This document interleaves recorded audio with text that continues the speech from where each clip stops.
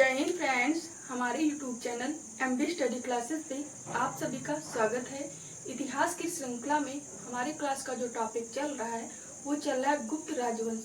तो गुप्त राजवंश पे हमारी 2 क्लासें हो चुकी हैं, जिसमें हम लोगों ने गुप्तों की वंशावली, गुप्त राजवंश को जानने के स्रोत, गुप्त वंश के जो संस्थापक थे श्री गुप्त, उसके बाद वास्तविक संस्थापक चंद्रगुप्त प्रथम, और दूसरी क्लास में हम लोगों ने समुद्रगुप्त को सेपरेट क्लास में कंप्लीट किए हैं। आज की क्लास में जो गुप्त राजवंश का तीसरा महत्वपूर्ण शासक होता है उसका नाम है चंद्रगुप्त सेकंड।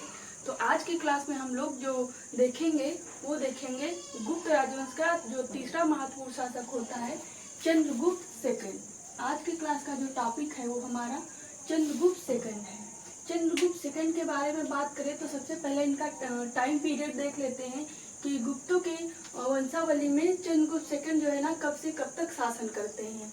तो अगर समय की बात करें, चंद्रगुप्त सेकंड जो है ये इनका समय काल जो माना जाता है शासन का, ये 375 एडी से लेकर 415 एडी तक माना जाता है। ये राजगद्दी पे जो बैठते हैं वो 375 एडी में बैठते हैं और राजगद्दी से जो ये हटते हैं वो 415 एडी से हटते हैं। तो इनका शासन काल पीरियड जो है 375 से लेकर 415 एडी तक है। ये हो गई चंद्रगुप्त सेकंड के समय काल की बात। अब बात कर लेते हैं चंद्रगुप्त के अन्य नाम और इनकी जो उपाधियां थी, क्योंकि ये जो है ना शासक गुप्त काल का महत्वपूर्ण शासक है जिन्हें कई अन्य नामों से भी जाना गया। इनकी कुछ लोकप्रिय उपाधियां हैं जिनसे क्वेश्चन बन जाता है। तो अगर हम बात करें चंद्रगुप्त सेकंड की उपाधियों की बात, तो इनकी उपाधि जो सबसे महत्वपूर्ण है वो है, इसमें जितनी उपाधियां हमने नोट किया है वो लगभग बहुत इम्पोर्टेंट उपाधियां हैं, उन्हीं को नोट किए हैं क्योंकि अक्सर एग्जाम में जो पूछी जाती हैं। अगर हम बात करें कि पहली उपाधि वो है विक्रमादित्य, तो सीधे सीधे भी मिल जाता है कि कभी कभी कि चंद्रगुप्त विक्रमादित्य या फिर चंद्रगुप्त सेकंड विक्रमादित्य किसे कहा जाता है। तो गुप्त राजवंश के जो सेकंड राजा थे चंद्रगुप्त सेकंड, उनके लिए विक्रमादित्य की उपाधि धारण किए थे। विक्रमादित्य जो उपाधि धारण किए थे चंद्रगुप्त सेकंड, वो शकों को पराजित करने के बाद स्वयं धारण किए थे। इसके बाद दूसरी उपाधि इनकी है सकारी। सकारी के नाम से क्यों जाना जाता है, क्योंकि जो चंद्रगुप्त सेकंड थे वो जो गुजरात और मलवा वाले क्षेत्र में शक जनजाति थी उनको पराजित किए थे। इस वजह से लोगों ने जो उपाधि दिया था चंद्रगुप्त सेकंड को वो सकारी की दिया था, क्योंकि इन्होंने शकों को पराजित किया था। इसलिए लोगों द्वारा जो दी गई उपाधि थी चंद्रगुप्त सेकंड को वो सकारी थी। लेकिन शकों को हराने के उपलक्ष्य में जो स्वयं धारण किए थे चंद्रगुप्त सेकंड ने, वो विक्रमादित्य की उपाधि धारण किए थे। इसके बाद तीसरी उपाधि है इनकी, वो है परम भागवत। परम भागवत जो उपाधि है, ये उपाधि चंद्रगुप्त सेकंड की सबसे लोकप्रिय उपाधि मानी जाती है। पूछा जाए चंद्रगुप्त सेकंड की लोकप्रिय उपाधि कौन सी थी, तो इनकी लोकप्रिय उपाधि जो थी वो परम भागवत थी। परम भागवत से ये भी स्पष्ट हो जाता है कि परम भागवत जो उपाधि धारण करता है वो वैष्णव धर्म का मानने वाला होता है। तो परम भागवत एक उपाधि तो है ही है अपने आप में, और इससे ये भी पता चलता है कि चंद्रगुप्त सेकंड जो था वो भागवत धर्म को फॉलो करता था। और ये परम भागवत जो थी चंद्रगुप्त सेकंड की, ये सबसे प्रिय उपाधि थी। इसके बाद चंद्रगुप्त सेकंड को शशांक के नाम से जाना जाता है। इनकी उपाधि है शशांक। इसके बाद है इनकी उपाधि है तत्परिग्रही जो उपाधि है ये चंद्रगुप्त सेकंड की है। इसके बाद है ये राजाधिराज उपाधि जो है ये भी चंद्रगुप्त सेकंड की है।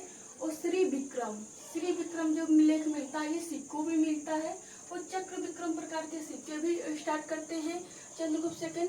तो श्री विक्रम उपाधि ये यूजीसी द्वारा पूछी गई है। श्री विक्रम की उपाधि किसकी थी, श्री विक्रम के नाम से किसे जाना जाता था, तो श्री विक्रम के नाम से जो जाना जाता था वो चंद्रगुप्त सेकंड को जाना जाता था।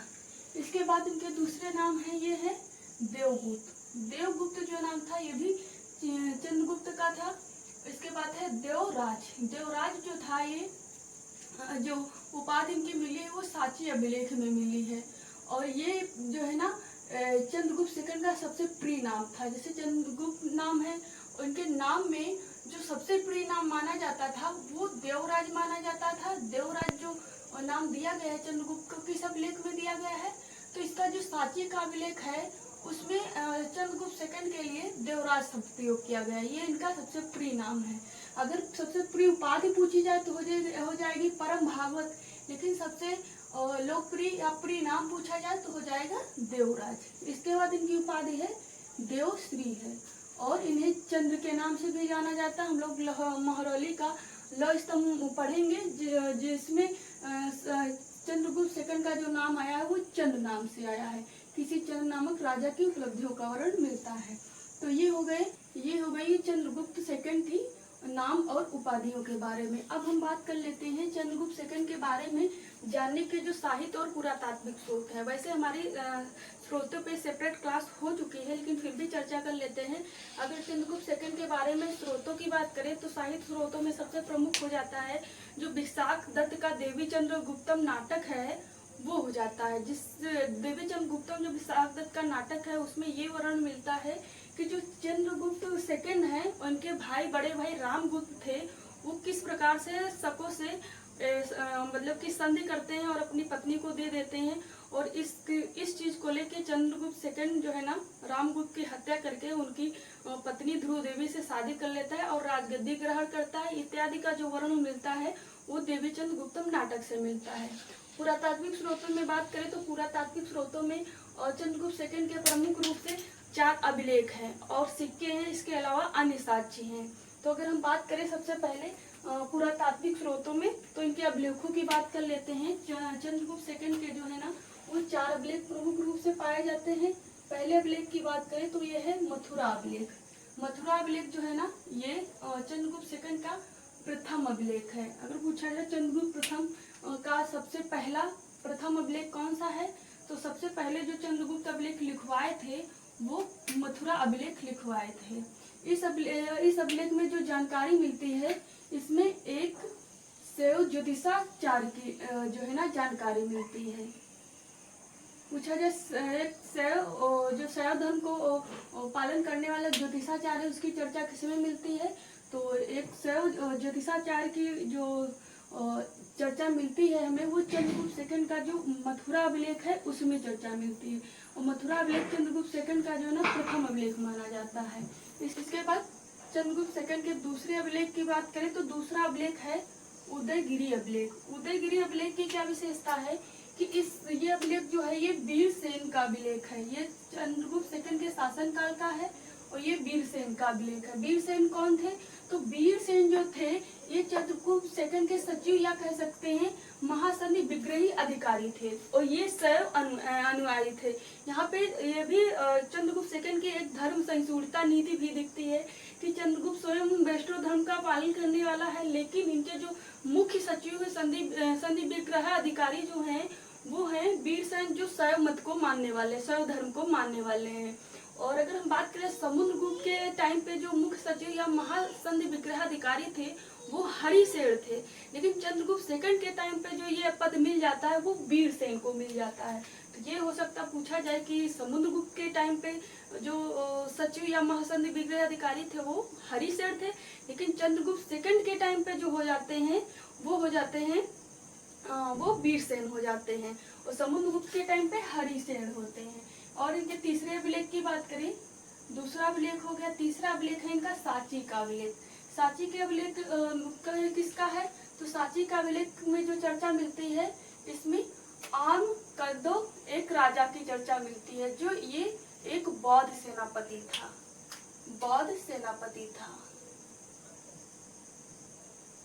ये बौद्ध सेनापति का अभिलेख था और ये शैव धर्म के अनुयायी थे और महासंधि विग्रह अधिकारी थे। तो सांची का अभिलेख जो है ना ये आमकंदो राजा हैं जो बौद्ध सेनापति थे चंद्रगुप्त सेकंड के शासनकाल में। चौथे अभिलेख की बात करें तो चौथा अभिलेख है ये महरौली का लौह स्तंभ। महरौली का जो लौह स्तंभ अभिलेख है ये तीनों अभिलेखों में सबसे महत्वपूर्ण हो जाता है। ये अभिलेख जो है ना एक लोहे की पट्टिका पे लिखा गया है और ये लोहा अपनी विशेषता के लिए बहुत जाना जाता है क्योंकि इस लोहे पे जो पॉलिश चमक पाई गई है आज तब जो स्थापित किए थे सेम वही पॉलिश वैसे की वैसे अभी भी पाई जाती है। तो ये अभिलेख के साथ साथ ही जो लोहे में ये गुणवत्ता अच्छी उच्च कोटि की पाई गई है उसको भी प्रमाणित करता है। ये लोहे पे खुदवाया गया है। जो ये चंद्रगुप्त सेकंड का अभिलेख है, ये महरौली पूरा स्थल पे है दिल्ली के, और ये लौह स्तंभ है। इसमें जो लेख मिलता है, ये अभिलेख जो स्टार्टिंग में था वो ब्यास नदी पे था। शुरू में जो अभिलेख था ये ब्यास नदी हिमाचल प्रदेश में था। पूछा जाए पहले ये लौह स्तंभ जो था महरौली का कहाँ पे था, तो ये ब्यास नदी के तट पे था और हिमाचल प्रदेश में था। लेकिन बाद में इसको जो है ना दिल्ली के संस्थापक जो माने जाते हैं आनंदपाल, दिल्ली के संस्थापक जो थे आनंदपाल, वो हिमाचल प्रदेश ब्यास नदी से उठा के इसको दिल्ली में स्थापित करते हैं। तो पूछा जाए महरौली का जो लौह स्तंभ है ये पहले कहाँ था, तो ये ब्यास नदी के तट पे हिमाचल प्रदेश में था। बाद में इसको दिल्ली के संस्थापक आनंदपाल जो हैं वो इसे दिल्ली में स्थापित करते हैं, और ब्यास नदी के तट से या फिर हिमाचल प्रदेश से उठा के इसको आनंदपाल दिल्ली में स्थापित करते हैं। तब से इसे दिल्ली में भी महरौली नामक स्थल पे है, इसीलिए इसका जो नाम पड़ा महरौली लौह स्तंभ लेख पड़ गया। इस अभिलेख में जो चर्चा मिलती है वो चर्चा मिलती है किसी चंद्र नामक राजा के बारे में कहा गया है। चंद्र नामक राजा की जो पहचान की गई है वो चंद्रगुप्त सेकंड से की गई है। तो पूछा जाए चंद्र नामक राजा का जो है ना उल्लेख किस अभिलेख में प्राप्त होता है, तो चंद्र नामक राजा का जो उल्लेख प्राप्त होता है वो महरौली लौह स्तंभ लेख में प्राप्त होता है। इस अभिलेख में कहा गया है जो ये चंद्र नामक राजा है, ये चंद्र नामक राजा है, इन्होंने बंग और बहली की विजय की। चंद्र नामक राजा जो है उसकी उपलब्धियों का वर्णन मिलता है। उसमें कहा गया चंद्र नामक जो राजा है बंग और बहली की विजय प्राप्त की थी। तो बंग का जो अर्थ लगाया जाता है वो बांग्लादेश के क्षेत्र से लगाया जाता है, और बहली का जो अर्थ लगाया जाता है वो अफगानिस्तान से लगाया जाता है। तो चंद्र नामक राजा जो थे उन्होंने बांग्लादेश को विजयी किया था और अफगानिस्तान को विजय किया था। पूछा जाए जो है ना बंग और बहली की विजय किसने किया था, तो चंद्रगुप्त सेकंड ने किया था, विजय की थी। और यहाँ पे विष्णुपाद पर्वत था, विष्णुपाद पर्वत पे इन्होंने विष्णु ध्वज लहराया था। चंद्र नामक जो राजा था इन्होंने बंग और बहली पे विजय प्राप्त की थी। बंग मतलब बांग्लादेश और बहली माने अफगानिस्तान पर विजय प्राप्त की थी। और वहाँ पे विष्णुपाद पर्वत पे जो उसी क्षेत्र में विष्णुपाद पर्वत था वहीं पे विष्णु ध्वज को लहराया था। ऐसा उल्लेख मिलता है चंद्रगुप्त के महरौली लौह स्तंभ लेख के बारे में मिलता है। तो ये जानकारी जो है चंद्रगुप्त सेकंड की वो अभिलेखों के माध्यम से प्राप्त होती है। अब हम देख लेते हैं कि चंद्रगुप्त के जो वैवाहिक संबंध थे जो है ना चंद्रगुप्त प्रथम जो देखे थे गुप्त शासक, उन्होंने वैवाहिक संबंधों के कारण अपने राज्य के विस्तार में सहायता प्राप्त किए थे। यहाँ पे चंद्रगुप्त सेकंड जो है ना उनकी राजकाल में भी यही देखने को मिलता है, ये स्वयं अपना विवाह करके अपनी बेटी और पुत्र का विवाह करके अपने साम्राज्य की सीमाओं को सुरक्षित बांध लेते हैं। तो जो विवाह स्थापित करते हैं वो इम्पोर्टेंट हो जाते हैं। तो अगर वैवाहिक संबंध देखें, चंद्रगुप्त सेकंड ने जो वैवाहिक संबंध स्थापित किए थे वो राजनीतिक दृष्टि से इम्पोर्टेंट थे, तो इम्पोर्टेंट है इसलिए हम लोग देख लेते हैं। और चंद्रगुप्त जो सेकंड हैं इनके जो माता थी वो थी दत्त देवी, समुद्रगुप्त की जो पत्नी थी दत्त देवी, और इनके पिता चंद्रगुप्त सेकंड के कौन थे, तो समुद्रगुप्त थे।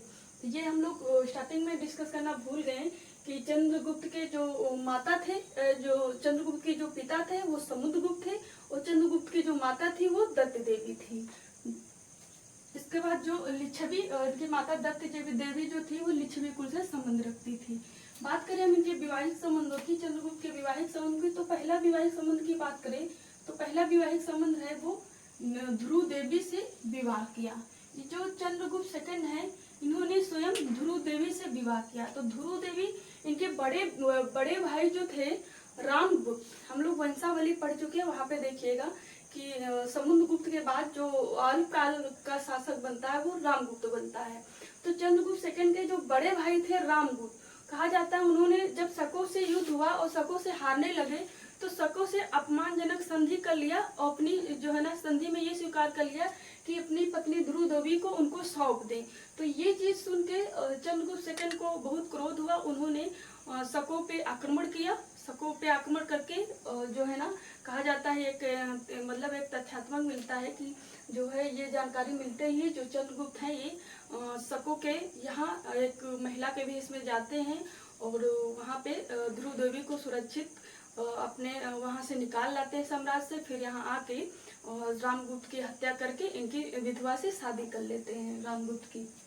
तो ये तथ्यात्मक भी मिलता है, लेकिन ये प्रमाणित है बिल्कुल कि जो चंद्रगुप्त सेकंड हैं ये अपने बड़े भाई ध्रुव देवी की जो बड़े भाई जो रामगुप्त थे उनकी पत्नी जो थी ध्रुव देवी से इन्होंने विवाह किया था। ये हो गया इनका पहला रिलेशन। दूसरे वैवाहिक संबंधों की बात करें तो दूसरा विवाह संबंध है इनका नागवंशी कन्या कुबेर नाग से विवाह किया था। दूसरा जो संबंध है चंद्रगुप्त सेकंड ने नागवंशी एक कन्या थी जिसका नाम था कुबेर नागा। कुबेर नागा से इन्होंने स्वयं विवाह किया था। तो चंद्रगुप्त सेकंड की दो पत्नियां थी। पहली पत्नी तो वो थी रामगुप्त की जो विधवा थी ध्रुव देवी, और दूसरी पत्नी इनकी स्वयं नागवंशी जो है ना कन्या थी कुबेर नागा से इन्होंने शादी किया था। इसके बाद तीसरे संबंध की बात करें, तीसरा संबंध है ये इनका जो पुत्र था कुमार गुप्त, जो ये ध्रुव देवी है इनसे जो पुत्र उत्पन्न होता है वो कुमार गुप्त उत्पन्न होता है, और कुबेर नागा से जो पुत्री उत्पन्न होती है उसका नाम है प्रभावती। तो प्रभावती से पूछा जाता है कभी कभी प्रभावती की माता कौन थी, तो प्रभावती कुबेर नागा से जो उत्पन्न हुई थी पुत्री उसका नाम था प्रभावती, और ध्रुव देवी से जो लड़का उत्पन्न हुआ था उसका नाम था कुमार गुप्त प्रथम। तो तीसरे विवाह संबंध की बात करें तो तीसरे विवाह संबंध में जो ध्रुव देवी से उत्पन्न पुत्र था कुमार गुप्त, इनका जो विवाह करते हैं वो कदम नरेश काकुत्सवर्मन की पुत्री अनंत देवी से करते हैं। तीसरा विवाह संबंध जो है चंद्रगुप्त सेकंड का वो ध्रुव देवी से उत्पन्न पुत्र जिसका नाम था ध्रुव देवी से उत्पन्न पुत्र जिसका नाम था कुमार गुप्त का विवाह जो करते हैं कदम नरेश काकुत्सवर्मन की पुत्री अनंत देवी से करते हैं। और इसकी जो जानकारी मिलती है वो तालकुंड अभिलेख से मिलती है।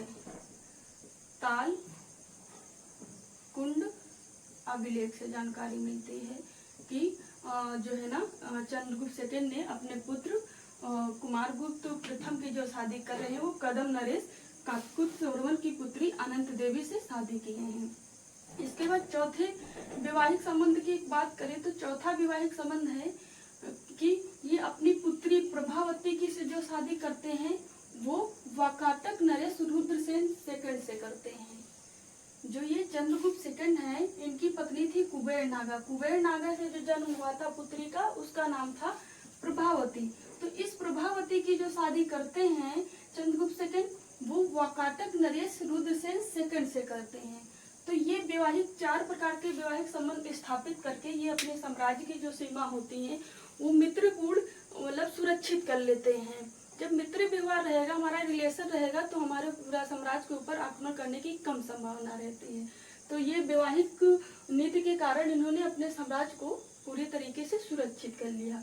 उसके बाद ये जो विजय करते हैं वो शक पे भी विजय करते हैं। शक के जो ये क्या बोलते हैं ध्रुव देवी से शादी करते हैं वो शक जो पाए जाते हैं वो गुजरात और मालवा वाले क्षेत्र पे पाए जाते हैं। शकों पे इन्होंने विजय प्राप्त करके ही ये एक सिक्का चालू करेंगे जो है ना व्याघ्रहनन प्रकार का सिक्का चालू करेंगे जो चांदी का सिक्का रहता है, और ध्रुव देवी से शादी करते हैं। अब बात कर लेते हैं कि इनकी विजय में हम लोग देख लिया है कि अभिलेखों से पता चलता है इन्होंने बंग और बहलिक की विजय की थी और शकों की विजय की थी। ये दो विजय हैं जो महत्वपूर्ण हैं और 3 क्षेत्र में करते हैं, बंग और बहलिक की विजय और शकों की विजय। शक कहाँ पाए जाते हैं? जो शक पाए जाते हैं वो पाए जाते हैं गुजरात और मालवा वाले क्षेत्र में शक पाए जाते थे। शकों को ही हरा के इन्होंने ध्रुव देवी से शादी किया था। अब बात कर लेते हैं चंद्रगुप्त सेकंड के टाइम पे जो है ना इनकी राजधानी हो जाती है, 2 राजधानी हो जाती है। पहली राजधानी जो होती है चंद्रगुप्त सेकंड की वो पाटलिपुत्र होती है,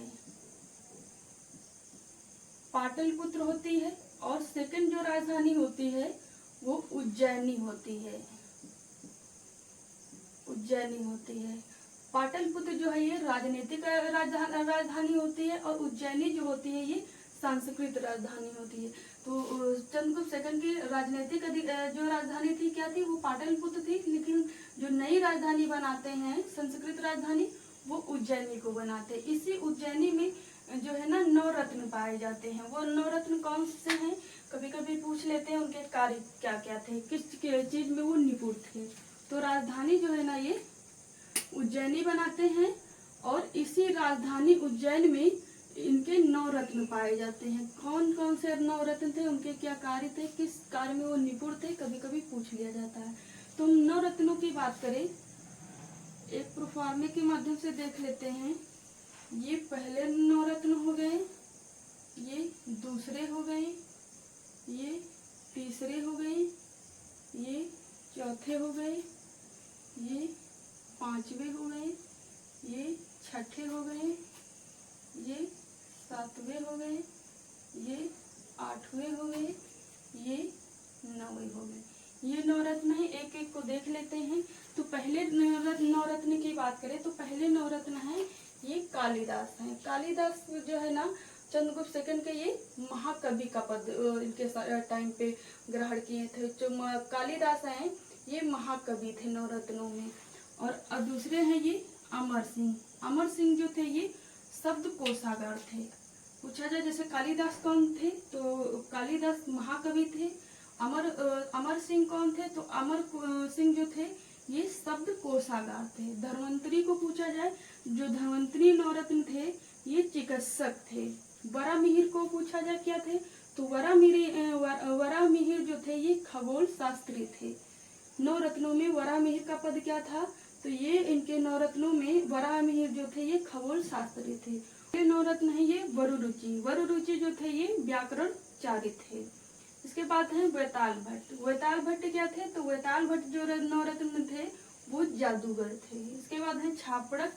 छापड़क क्या थे, तो छापड़क जो थे ये रत्न फलित ज्योतिषी थे। इसके बाद है शंकु। शंकु क्या थे, तो शंकु जो थे वो वास्तुकार थे नवरत्नों में। इसके बाद है घटकर पर। घटकर पर जो थे ये कूटनीतिज्ञ थे। ये इनके नाम कभी कभी पूछ लिए जाते, जैसे पूछ लिए कि वेताल भट्ट नवरत्नों में क्या थे, तो वेताल भट्ट जो थे जादूगर थे। धन्वंतरी कौन थे, धन्वंतरी जो नवरत्न थे वो चिकित्सक थे, सब पूछ लेते हैं। छापड़क कौन थे नवरत्नों में, तो ये रत्न फलित ज्योतिषी थे। शंकु कौन थे, तो शंकु जो थे ये वास्तुकार थे। और घटकर पर कौन थे, तो घटकर पर जो थे वो कूटनीतिज्ञ थे। तो ये चंद्रगुप्त सेकंड के दरबार में जो नवरत्न थे उनके बारे में हम लोग बात कर लिए। अब हम बात कर लेते हैं कि चंद्रगुप्त सेकंड के टाइम पे जो है ना एक चीनी यात्री आए थे जिनका नाम था फयान। वो भारत में क्या क्या भारत के बारे में वर्णन करते हैं, और जो मुख्य रूप से आते हैं चंद्रगुप्त सेकंड के टाइम पे ही आते हैं फयान। तो पूछा जाता है चंद्रगुप्त सेकंड के टाइम पे कौन सा चीनी यात्री आता है, या फिर पूछ लेते हैं फयान किसके टाइम पे भारत आया था। तो फयान जो आया था वो चंद्रगुप्त वंश के जो चंद्रगुप्त सेकंड शासक थे उनके दरबार में आए थे। हम बात करते हैं चीनी यात्री जो है फयान। चीनी यात्री जो है ना फयान जो है ना चंद्रगुप्त सेकंड के दरबार में आते हैं 399 ईस्वी में आते हैं और 415 एडी तक रहते हैं। फयान जो है ना चंद्रगुप्त सेकंड के दरबार में आते हैं, कब आते हैं, तो ये 399 ईस्वी में आते हैं और 415 ईस्वी तक रहते हैं और चले जाते हैं। अगर हम बात करें फयान के बचपन का नाम, ये ज़्यादा पूछा नहीं जाता, लेकिन हम लोग नॉलेज के लिए जैसे एनटीए द्वारा कभी कभी पूछा जा सकता है, डीप एग्जाम जो रहते हैं हिस्ट्री के। तो अगर हम बात करें फयान के बचपन का नाम, कि फयान के बचपन का नाम क्या था, तो फयान के बचपन का जो नाम था वो कुंड था। कुंड किसका नाम था, कुंड जो था ये फयान का नाम था, बचपन का नाम। और ये जो फयान का जन्म हुआ था वो भूवांग शहर में हुआ था। पूछा जाए मूलतः जो है ना फयान कहाँ का था, तो मूलतः जो फयान था वो चीन के भूवांग पूरा स्थल पे इनका जन्म हुआ था। ये वो यूपीएचएससी द्वारा पूछा गया, असिस्टेंट प्रोफेसर एग्जाम में पूछा गया है कि फयान जो है ना मूलतः कहाँ का निवासी था। तो फयान का जो जन्म हुआ था वो भूवांग शहर में हुआ था। और फयान का भारत आने का उद्देश्य क्या था, तो फयान का जो भारत आने का मुख्य उद्देश्य था वो बौद्ध ग्रंथों का अध्ययन करना और बौद्ध तीर्थ स्थल जो थे उनका दर्शन करना। पूछा जाए कि फयान का भारत आने का मुख्य उद्देश्य क्या था।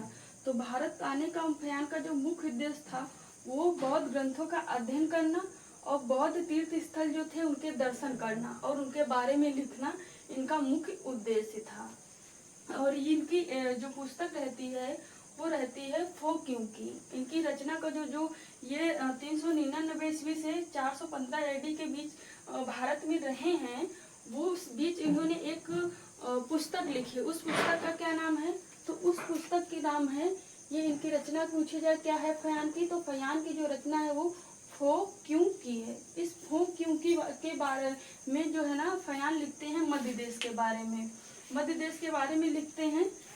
जो फो क्यूकी का सब्जेक्ट है, फो क्यूकी में क्या लिखा गया, तो फो क्यूकी का जो मेन सब्जेक्ट है ये मध्य देश का वर्णन करना है। तो मध्य देश का वर्णन किसमें पाया जाता है, तो फो क्यूकी फयान की कृति में पाया जाता है। पूछा जब फयान आए किस मार्ग से थे, पूछा जाता है कभी कभी कि फयान जो आया था, ये फयान आया था स्थल मार्ग से और गया किससे था, तो गया था ये श्रीलंका के जल मार्ग से गया था। जाते टाइम जो है ना फयान ये तामलिपि बंदरगाह पे दो साल के लिए रुकता है, फिर श्रीलंका होते हुए ये निकल जाता है। जो द्वीप थे जल द्वीप उनसे होते हुए निकल जाता है। वो आता किधर से, तो चीन मध्य एशिया और पेशावर होते हुए। पूछा जाए कि आने का रास्ता क्या था, तो आने का जो रास्ता था ये चीन मध्य एशिया और पेशावर होते हुए ये भारत में एंट्री किया था पंजाब वाले क्षेत्रों से, और फिर पूरे भारत में भ्रमण करते हुए ये श्रीलंका जो है ना तामलिपि बंदरगाह पे रुकता है 2 साल के लिए। फिर श्रीलंका के जल मार्ग से जो द्वीप है उनसे ये वापस चला जाता है। तो जो फयान आया था स्थल मार्ग से, लेकिन जाता है जल मार्ग से। अगर हम बात करें जो फयान है ये मध्य देश के बारे में क्या क्या वर्णन करता है, तो मध्य देश के बारे में जो वर्णन करता है ये मुख्य रूप से जो है ना भारत को कहता है चीनी ग्रंथों में इन तू। चीनी ग्रंथों में जो अपने ये भारत का नाम मिला है वो मिला है इन तू। ये असिस्टेंट प्रोफेसर एग्जाम में पूछा गया है कि भारत को चीनी ग्रंथों में किस नाम से जाना गया है, तो इन तूल के नाम से जाना गया है चीनी ग्रंथों में। और जो ये फयान है ये भारत में किन किन प्रमुख स्थलों पे घूमता है, तो ये नालंदा, राजगृह, बोधगया और क्या बोलते हैं ये श्रावस्ती, वैशाली, कपिलवस्तु में ये भ्रमण करता है। मुख्य रूप से ये जो बौद्ध स्थल हैं उनका ये भ्रमण करता है, बौद्ध जो तीर्थ स्थल थे उनका दर्शन करता है।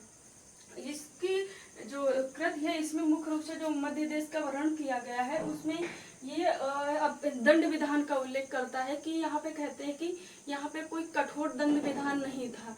अगर राजद्रोह किया करता है कोई इंसान, अगर 2 बार करता है तो उसका केवल दायां हाथ काटा जाता था और उससे आर्थिक दंड दिया जाता था। तो मृत्यु दंड होने का प्रावधान नहीं था, ऐसा कहता है। आर्थिक दंड लोगों को दिया जाता था। यही मौर्य काल में था, अगर राजद्रोह करेंगे तो उसके लिए मृत्यु दंड की सजा थी। और यहाँ के ब्राह्मणों के बारे में वर्णन करता है कि यहाँ के जो मध्य देश के ब्राह्मण थे वो जो है ना सुख शांति वाले थे और वो प्याज, लहसुन, मांस, मदिरा ये सब चीजों का सेवन नहीं करते थे। ये अपवादित रूप में चंडालों को कहते हैं कि वो इन सब चीजों का सेवन करते थे। तो ये चंडालों का भी जो है ना विस्तृत वर्णन अपने फोक्यूक्यू में देते हैं। इसके अलावा जो फयान कहते हैं वो कहते हैं भारत का जो व्यापार होता था वो कौड़ियों के माध्यम से होता था। तो फयान इत्यादि जो जानकारी देते हैं वो अपनी पुस्तक फो क्यूकी में देते हैं। इनकी पुस्तक का नाम है फो क्यूकी में। इसी में मध्य देश के बारे में, यहाँ के ब्राह्मण, यहाँ के दंड विधान के बारे में और यहाँ के चंडालों के बारे में और व्यापार में, तो कहते हैं ये कौड़ियों के माध्यम से यहाँ का व्यापार होता था। तो ये हो गई फयान की बात। अब बात कर लेते हैं चंद्रगुप्त सेकंड के जो सिक्के थे। सिक्के जो स्टार्ट किए थे चंद्रगुप्त सेकंड ने, तो उन्होंने जो सिक्के स्टार्ट किए थे वो चांदी के स्टार्ट किए थे, सोने के स्टार्ट किए थे और ताम धातु के स्टार्ट किए थे। 3 प्रकार के। उसमें से चांदी के जो सिक्के स्टार्ट करते हैं वो सबसे पहली बार गुप्त राजवंश में जो है ना चंद्रगुप्त सेकंड करते हैं। ये पूछा जाता है कि चांदी के सिक्के सर्वप्रथम किसने गुप्त काल में स्टार्ट किया था, तो गुप्त काल में सबसे पहले जो चांदी के सिक्के स्टार्ट करते हैं वो करते हैं चंद्रगुप्त सेकंड। लेकिन अपवादित कहीं कहीं पुरातात्विक साक्ष्यों के स्रोत मिलता है कि चंद्रगुप्त प्रथम ने ही चांदी के सिक्के स्टार्ट किए थे। लेकिन एग्जाम की दृष्टि जो इम्पोर्टेंट है वो चंद्रगुप्त सेकंड ही है, कि चंद्रगुप्त सेकंड ने ही सर्वप्रथम भारत में गुप्त काल में चांदी के सिक्के प्रारंभ किए थे। अगर हम बात करें इनके सिक्कों की, तो सिक्कों में सबसे पहले तो ये स्टार्ट करते हैं, वो है इनके सिक्के स्वर्ण सिक्के। स्वर्ण सिक्के जो थे, स्वर्ण सिक्कों को कहा क्या जाता था, तो स्वर्ण सिक्कों को जो कहा जाता था वो गुप्त काल में दिनार के नाम से जाना जाता है। दिनार जो है ना, ये स्वर्ण सिक्के थे। और स्वर्ण सिक्के कौन कौन से थे, तो स्वर्ण सिक्के पहले थे ये धनुधारी सिक्के थे। दूसरा सिंह निहंथा मुद्रा थी। कितने प्रकार के स्वर्ण सिक्के के प्रकार हम लोग देख रहे हैं, तो पहला प्रकार जो है धनुधारी प्रकार मुद्रा, दूसरा है सिंह निहंथा प्रकार मुद्रा, तीसरा है अश्वरोही प्रकार मुद्रा, और चौथा है छत्रधारी प्रकार मुद्रा, और पांचवा है ध्वजधारी प्रकार मुद्रा, छठा है चक्र विक्रम मुद्रा। हम लोग देखे हैं कि श्री विक्रम इनकी उपाधि है, और यही उपाधि जो मिलती है सिक्कों में, और उसी प्रकार ये चक्र विक्रम सिक्के स्टार्ट करते हैं। चक्र विक्रम से अक्सर क्वेश्चन पूछा जाता है कि चक्र विक्रम प्रकार के सिक्के कौन स्टार्ट किया था, किसके सिक्के हैं, तो ये चंद्रगुप्त सेकंड के सिक्के हैं। तो स्वर्ण सिक्के में प्रमुख रूप से क्या हो जाता है, और उनके पिता ये और एक काम करते हैं, जो उनके पिता द्वारा चलाया गया बीड़ा वादक सिक्का था उसको ये बंद कर देते हैं। तो जो बीड़ा वादक सिक्के थे वो समुद्रगुप्त स्टार्ट करते हैं, लेकिन उनके पुत्र जो चंद्रगुप्त सेकंड होते हैं वो उन सिक्कों को बंद कर देते हैं। तो स्वर्ण सिक्के कौन कौन से हैं, धनुधारी प्रकार मुद्रा है, सिंह निहंथा प्रकार मुद्रा है, और अश्वरोही प्रकार मुद्रा है, छत्रधारी प्रकार मुद्रा है, और ध्वजधारी प्रकार मुद्रा है, और चक्र विक्रम प्रकार की मुद्रा यहाँ पे नहीं आ जाती है प्रकार में। दूसरे मुद्रा प्रकार की बात करें तो दूसरा मुद्रा प्रकार है ये रजत सिक्के। रजत सिक्कों को क्या कहा जाता था, तो रजत सिक्कों को रुपये कहा जाता था। सोने की सिक्कों को दिनार कहा जाता था, सोने की सिक्कों को दिनार कहा जाता था, और चांदी के सिक्कों को रुपये कहा जाता था, और तांबे के सिक्के देखेंगे तो तांबे के सिक्कों को माशक कहा जाता था। ये मतलब कि ध्यान रखने वाली चीजें हैं, कभी कभी हो सकता है पूछ ले कि माशक किसे कहते थे, तो गुप्तकालीन जो तांबे के सिक्के रहते थे उन्हें माशक कहते थे। और रुपये तो अक्सर पूछा जाता है रुपये क्या थे, तो रुपये जो है ना चांदी के सिक्के थे। रजत सिक्कों की बात करें तो रजत सिक्के को हम लोग जान चुके हैं कि ये रजत सिक्कों को रुपये कहा जाता है। और इस काल में जो है ना जो चंद्रगुप्त सेकंड है वो गुप्त काल में सर्वप्रथम बार जो है ना ये सिक्कों का निर्माण करता है। प्रथम बार चांदी के सिक्कों का जो निर्माण करते हैं वो चंद्रगुप्त सेकंड करते हैं। और ये सिक्के पाए कितने व्यक्ति के पाए जाते हैं, तो ये सिक्के जो पाए जाते हैं वो 5 से लेके 55 व्यक्ति तक पाए जाते हैं। ये सिक्के चलाते क्यों हैं, तो ये सिक्के हम लोग बात कर चुके हैं कि ये सिक्के जो चलाते हैं, ये जो भारत के गुजरात और मालवा वाले क्षेत्र में शक शासन कर रहे थे, ये शकों को पराजित करते हैं। और शकों को पराजित करने के उपलक्ष्य में खुशी के तौर पे ये जो है ना रुपये नामक रजत सिक्के चालू करते हैं।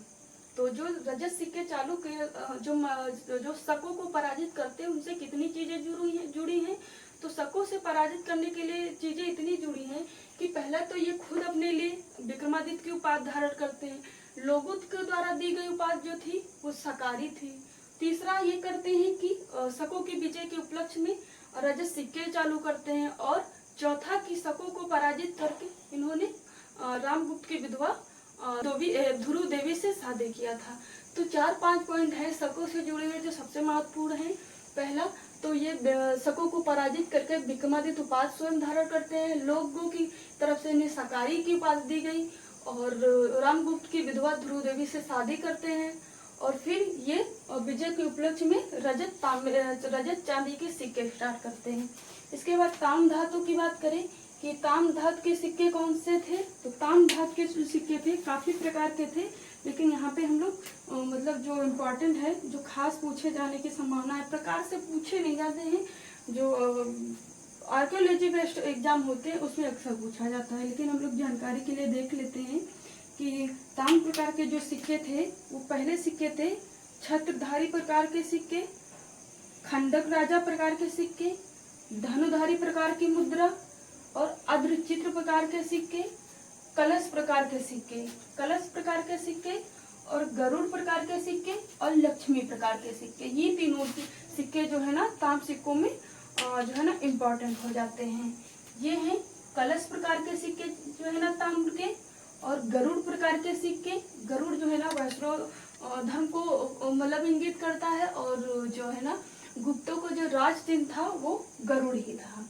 कलश प्रकार के सिक्के, गरुड़ प्रकार के सिक्के और लक्ष्मी प्रकार की मुद्रा, ये नए मतलब जो नए प्रचलन के सिक्के थे। गुप्तों के ये सिक्के तो चले आ रहे थे, लेकिन ये अर्धचित्र वाला भी सिक्का नया सिक्का है।